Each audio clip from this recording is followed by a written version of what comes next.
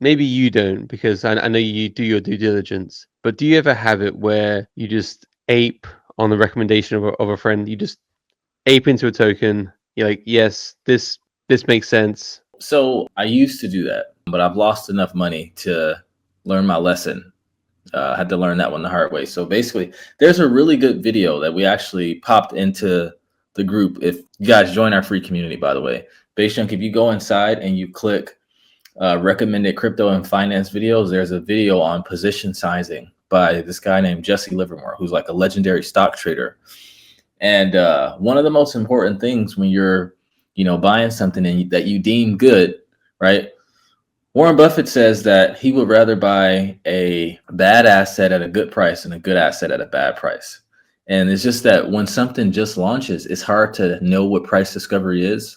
So this is when risk management comes into play. It's just like, oh, we want to buy as much as we can because, we had the news that, on the 16th, they were launching their mini app factory, but nothing happened in terms of price.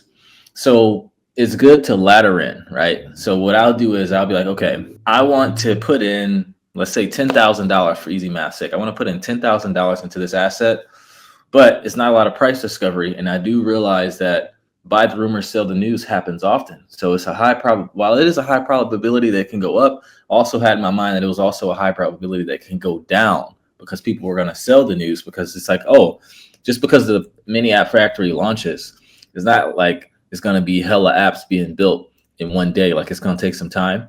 So if I have $10,000 that I know I want to put into it, I'm probably going to put in 3 to 4K in that first tranche and then kind of like ladder in $1,000 at a time, $2,000 at a time, depending on how the chart looks, depending on how the growth metrics are and a couple of other factors. So I didn't ape in my whole bag. So now it's good because the price has dropped significantly. And now I'm laddering in, it's lowering my average buy-in price. So even if it gets back to break even to when I first bought in with my largest allocation, I'm going to be in profit. And I'm also taking my yield farming rewards and I'm using that to buy in as well. And then what you don't want to do is like, okay, if you got $10,000, let's say you yeet the whole thing in, it goes up 100%, 200%, whatever. At that point, you want to be taking profits out, not adding to it with your principal. If you're adding to it with the yield farming rewards with profits, that's investing. If you're adding to it with your principal, that's gambling.